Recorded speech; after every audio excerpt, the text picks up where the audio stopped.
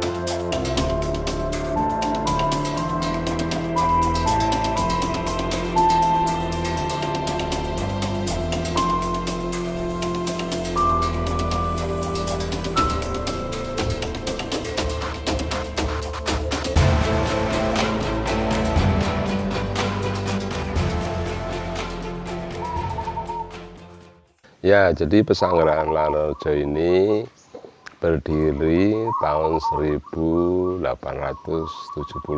sekian.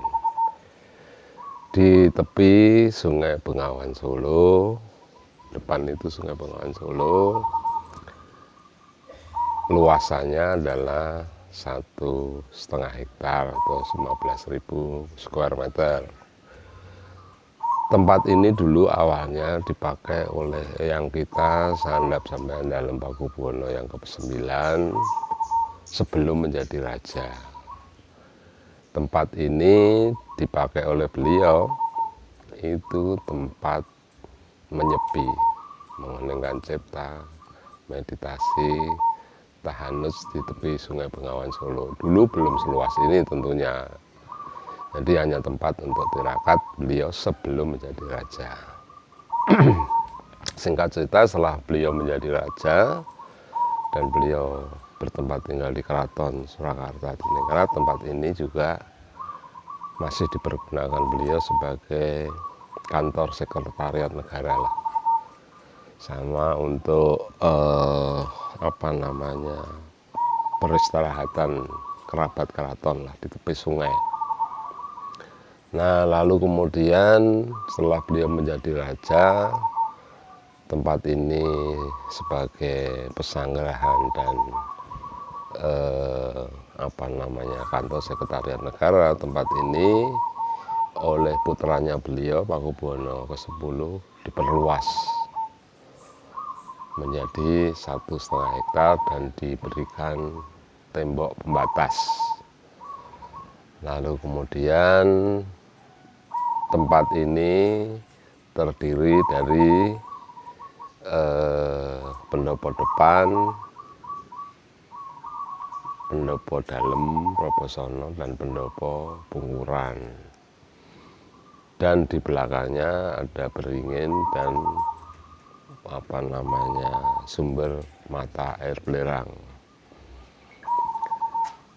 Lalu kemudian tempat ini juga di dalamnya nanti ada hal yang istimewa, yaitu namanya Sumur Bandung.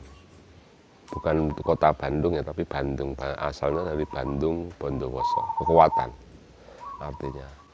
Tempat tersebut sampai hari ini didatangi para peziarah, para orang yang ngalah berkah ke sini itu diambil airnya untuk sarana semua masalah. Itu di dalam. Lalu di atas sumur tersebut adalah tempat tidur beliau.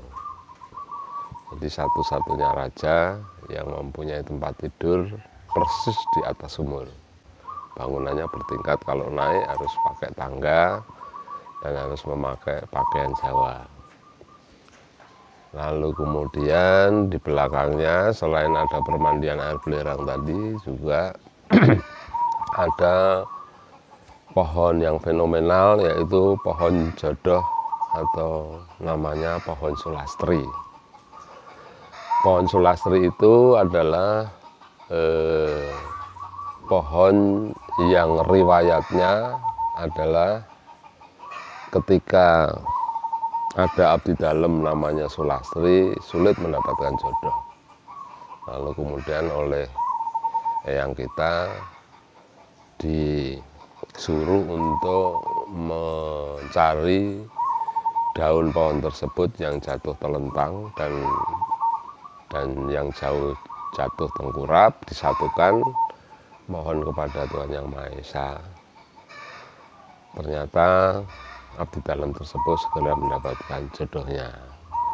Untuk itu sekarang pohon sulastri tersebut banyak dikunjungi juga para tamu peziarah ke sini itu tuh untuk mengambil daun yang jatuh telentang dan tengkurap sesuai dengan riwayatnya dahulu untuk sarana agar mendapatkan jodoh. Tentu saja jodoh tidak hanya perkawinan, tetapi jodoh pekerjaan, jodoh ilmu dan lain-lain.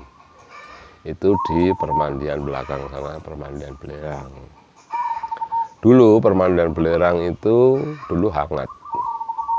Jadi permandian tersebut hangat, berbelerang dan ada gasnya. Kalau sore itu sama-sama kecil, itu gasnya dinyalakan itu beringinnya terlihat kemerah-merahan. Tapi tahun 71 permandian belerang, air hangat belerang tersebut macet. Tidak ada yang berani mau berulang. Baru 4-5 tahun yang lalu tim saya berupaya untuk mengobservasi dan mau berulang walaupun tidak di titik awal karena sudah runtuh di titik awal ini sehingga tidak bisa diberulang. Saya mengambil tempat lain untuk pengobaran. Alhamdulillah air tersebut sudah keluar lagi walaupun tidak hangat seperti dulu, tapi air belerangnya masih masif, sehingga masih banyak orang juga yang datang ke situ ingin mandi air belerang sebagai air berkah.